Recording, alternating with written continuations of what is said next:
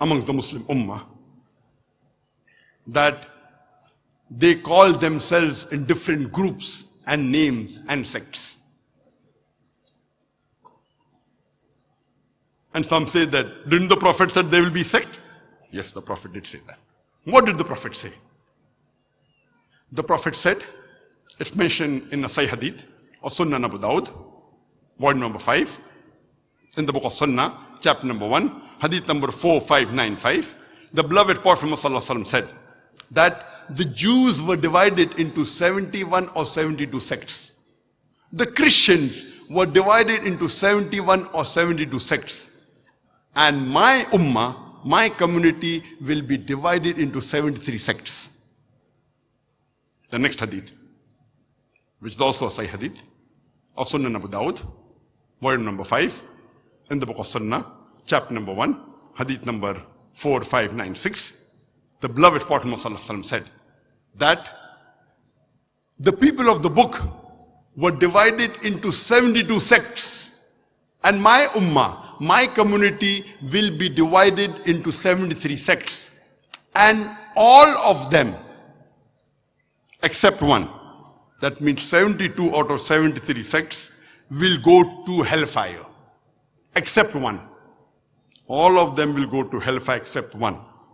Those that are with the Jama'ah, that is the main body of the Muslims.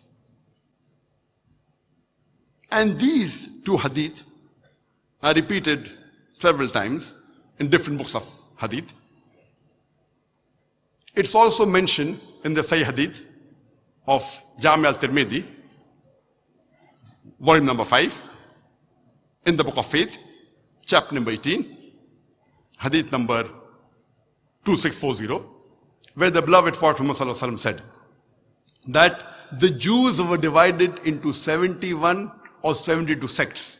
The Christians were divided in a similar way.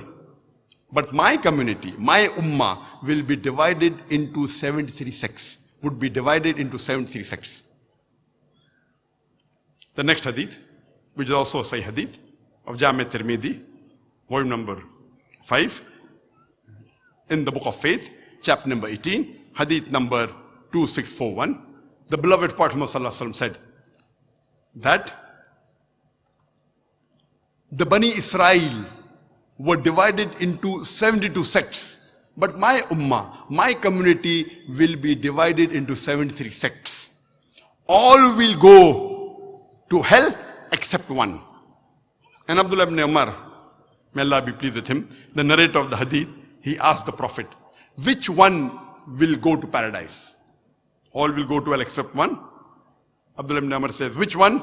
The Prophet said, those that are there on the way of me and my companions. Those that follow my way and the ways of the companions. Here we come to know that the Prophet, he predicted there will be 73 sects. He didn't say you should make. Allah says in the Quran in several places. In Surah Imran chapter 3 verse number 103, verse number 104, verse number 105. In Surah Shura chapter number 42, verse number 13. In Surah Anam chapter 6 verse 159, that don't make sects. Here the Prophet predicted, though Allah subhanahu wa ta'ala says not to make sects, yet my ummah would be divided into 73 sects. All will go to hell except one. The Prophet said those that are there with the Jama'ah, the main body, and the other, he says those that follow me and my companions. Further, when we read, it's mentioned in the Sahih Hadith of Jami al-Tirmidhi, volume number 4, in the book of Fitan, chapter number 7, Hadith number 2165. Abdullah ibn Umar, may Allah be pleased with him, he narrates Hadith and says that Umar, may Allah be pleased with him, while giving a khutbah, while giving a speech, he said that I am amongst you as the Prophet was amongst us. And he said that stick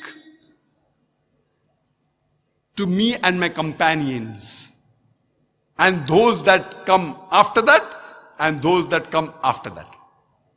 That means the Prophet said, stick to my companions, the Sahabas. Then the next generation, that's the Tabain. Then the next generation, the Tabi-Tabain.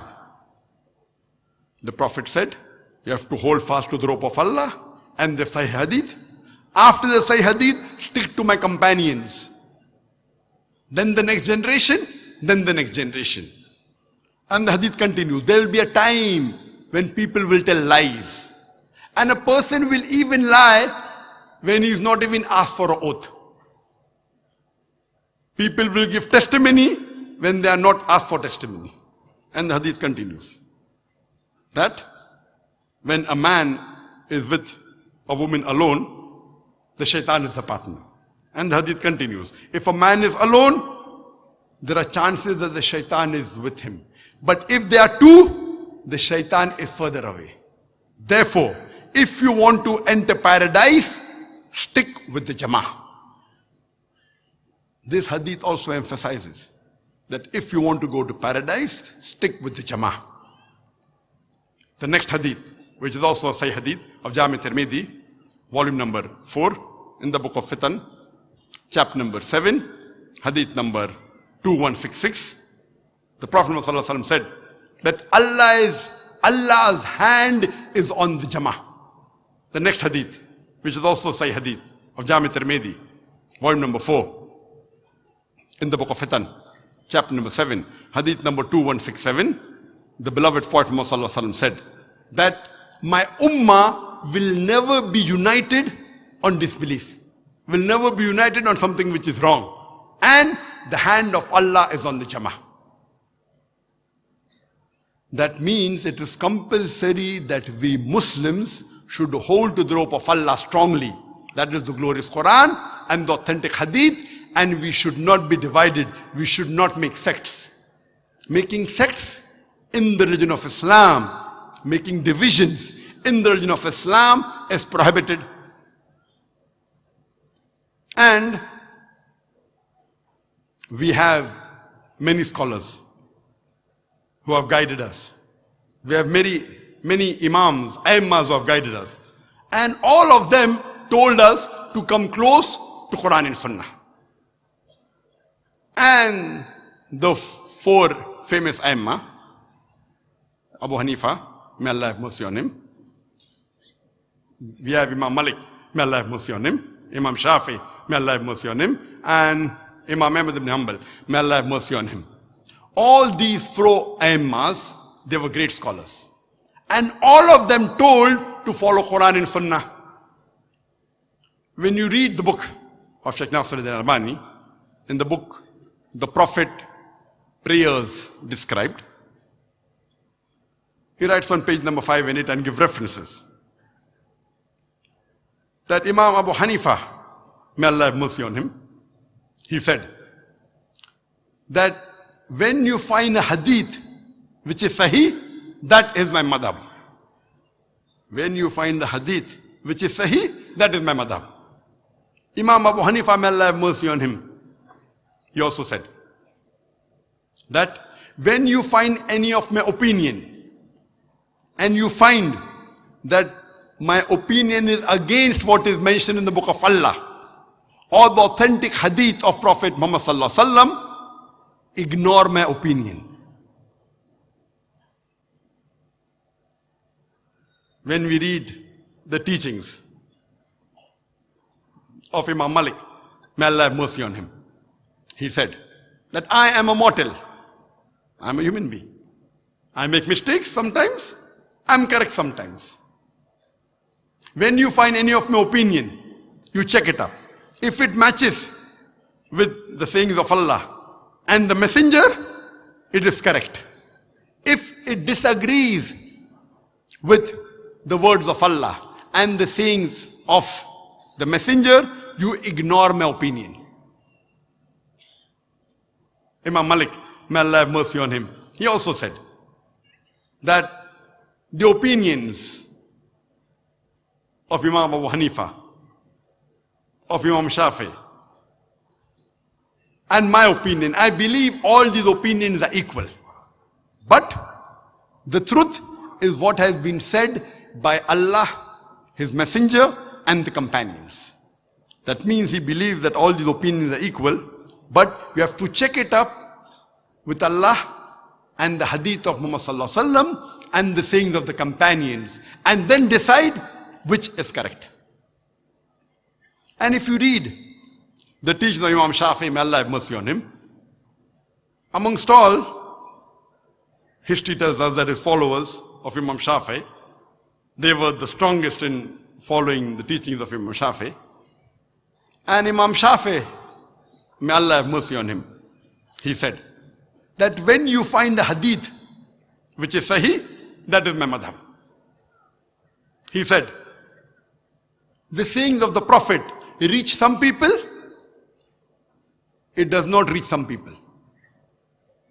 Whenever you find any of my opinion, check it up, whether it matches with the opinion of the sayings of the Prophet.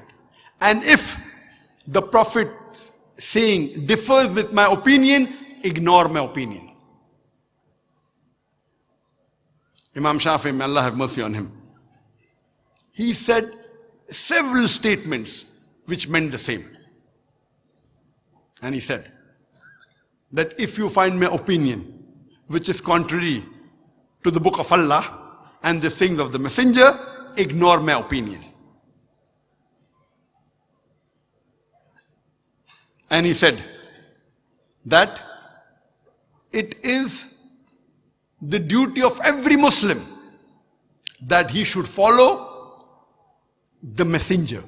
And if he does not follow the sayings of the Prophet, he is in the wrong. The same was said by Imam Ahmad ibn Hanbal. May Allah have mercy on him.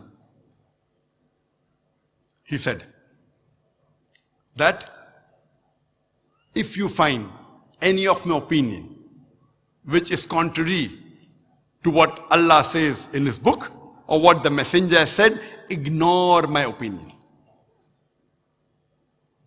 And Imam ibn Hanbal, Ahmad ibn Hanbal, he always stressed that you have to follow Allah's book and the sayings of the Prophet Muhammad sallallahu alaihi wasallam.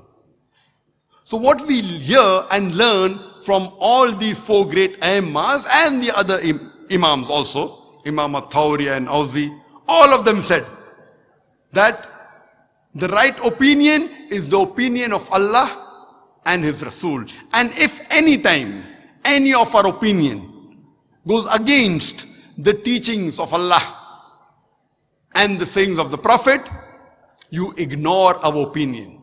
One saying that, throw the opinion on the wall.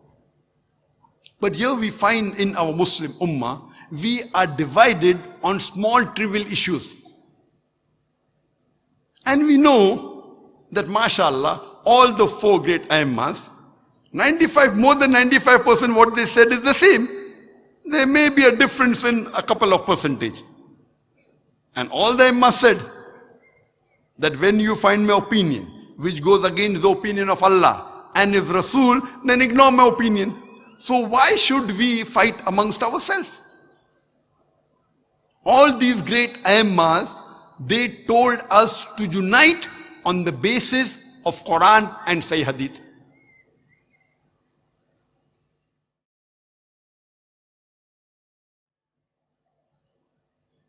Let me give you one more example. The Hadith of Prophet ﷺ, that when you go for sajda, do not do what the camel does. So one group of Muslims believe that when they go into sajda, they put their knees first on the ground and then they put their hands. Another group of Muslims